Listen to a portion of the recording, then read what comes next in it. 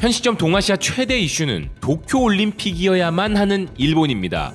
그 어떤 이슈도 도쿄올림픽을 덮어서는 안 되는 입장이죠. 허나 그들의 간절한 소망과는 달리 국제정세에서 동아시아 최대 이슈는 이미 일본을 떠나버렸습니다. 현재 일본에 대한 평가는 외교적 폐허 상태로서 미국의 국제외교 전문지 포린폴리시에는 일본은 황금 같은 기회를 놓친 국가라는 칼럼이 실리고 있을 정도인데요. 그런데 이 황금 같은 기회를 일본에게 제공해주려 먼저 손을 내민 국가는 바로 한국이었으며, 이를 걷어찬 일본은 외교적으로 또 왕따를 당하는 심각한 타격을 입고 있는 상황입니다. 일본은 한국이 준 기회를 스스로 망치고 치명적 타격을 입었다는 것인데요. 이스트아시아 포럼의 칼럼을 통해 이런 주장을 한 것은 일본의 외교관 출신인 시즈오카 대학 글로벌 센터 교수 도고 카즈이코입니다.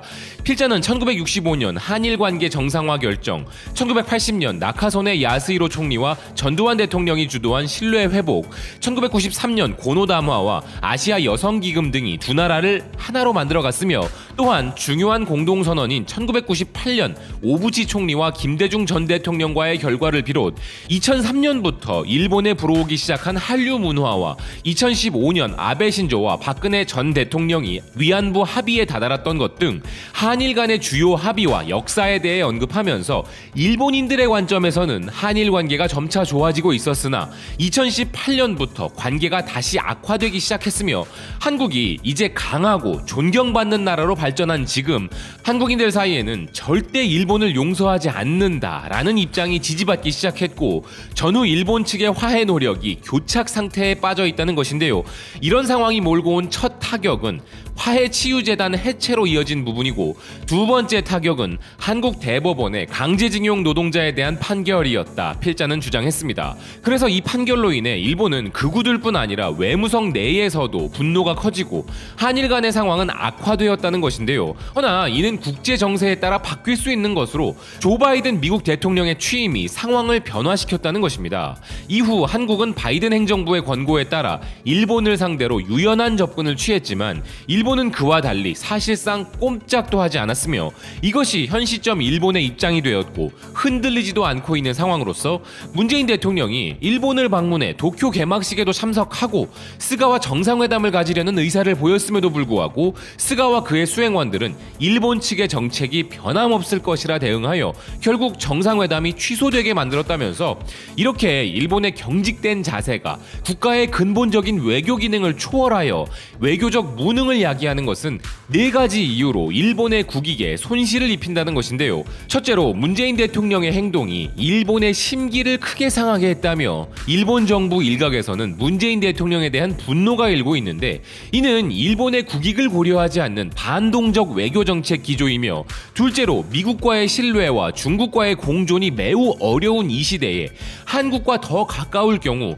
일본의 외교적 지렛대는 더 커질 수 있는데, 최소한의 신뢰로 이 두 민주정부는 보안, 공급망, 기후 및 팬데믹에 대해 협력할 수 있음에도 불구하고 일본은 이를 놓쳤다는 것입니다. 셋째, 문 대통령이 현재 제시하고 있는 모든 정책 변화는 올바른 방향으로 가는 걸음이며, 한일 간 협상이 성공할 것이라는 보장은 없지만 이 문제를 해결하기 위해 협상에 들어가지 않으면 아무것도 얻을 수 없음에도 일본은 이제 막 열린 기회와 창을 잃어버렸다는 것인데요. 마지막 네 번째로, 일본의 이런 경직적인 외교는 이미 피해를 입혔을 수 있다면서 그 예시로 유네스코는 7월 말 파리에서 본회의를 개최하는데, 이때 일본이 문화유산이라 주장하는 군함도에 대한 압박이 있을 것이라 예상한다는 것입니다. 이런 부분에서도 한일 간 정상회담은 필요했으나 결국 취소되면서 한일 간 신뢰 재건 기회의 문은 닫혔다는 필자는 현재로서는 전망이 암울하다는 것인데요. 허나 필자가 우려하는 일은 이보다 더 큰 사안으로 번져나가고 있습니다. 한일 간 정상회담은 누가 봐도 한미동맹을 통한 미국의 입장을 고려하고 한반도 정세의 균형을 위한 청와대의 대승적 결정이었으나, 이를 차버리는 바람에 또다시 일본은 국제사회에서 왕따로 전락하고 있음을 눈치도 못 채고 있는 상황인데요.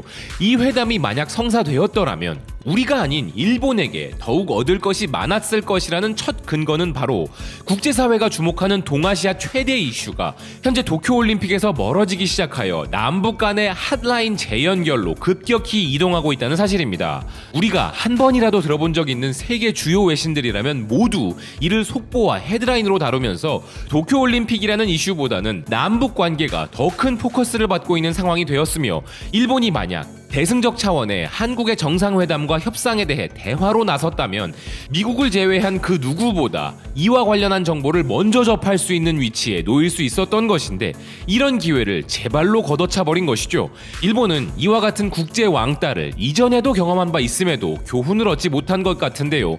과거 일본 오사카에서 개최된 G20 정상회의에서도 일본은 그 이후에 이어진 트럼프의 파격적인 북미 간 대화 내용에 대해 언론들의 뉴스 보도를 통해 알게 될 정도로 심각한 따돌림을 당한 바 있었습니다. 그런데 도쿄올림픽 기간에 또 한 번 남북 간의 대화 물꼬가 트였다는 소식이 전 세계 헤드라인을 휩쓸어버리며 일본은 또 한 번 국제 왕따가 된 것인데요.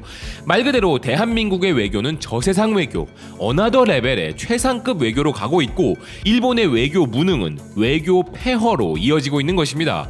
이 와중에 러시아 형님들은 또 일본을 최악으로 몰아넣는 결정타를 날려 일본은 말 그대로 고립되고 있다고 합니다. 그것은 바로 일본이 자신의 영토라 주장하는 러시아의 쿠릴 열도에 대한 미하일 미슈스틴 러시아 총리의 전격 방문 계획이며, 이로 인해 일본은 또 한 번 타격을 입게 된 것인데요.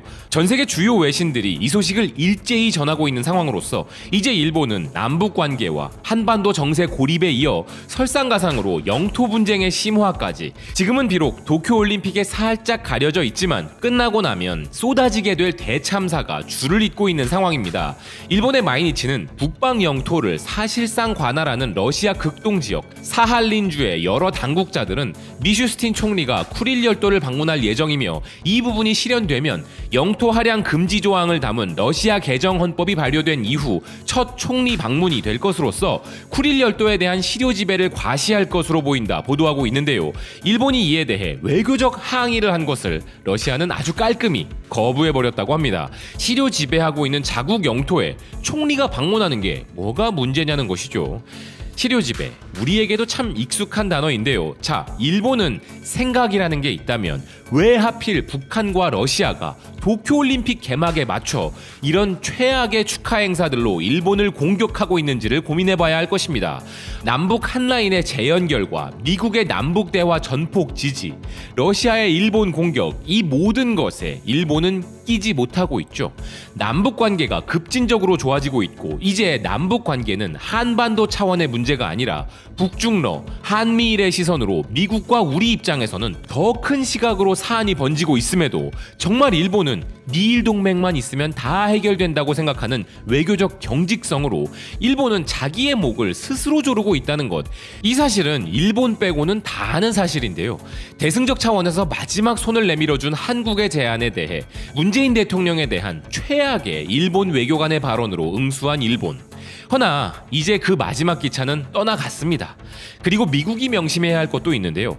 북중러에 대한 견제로 한미일 삼각연대가 그렇게 간절하다면 이제부터 한일 중에 누구를 압박해야 답이 나올 것인지에 대해 고려해야 할 것이며, 최소한 한국에게 더 이상 한일 간의 대화에 대한 압박을 하는 일은 없어야 할 것입니다. 뒤늦게 깨달아봐야 아무 소용없겠지만 도쿄올림픽이 끝나는 대로 일본은 엄청난 변화를 겪게 될 것이라는 생각입니다. 시청해주셔서 고맙습니다. 또 뵙겠습니다.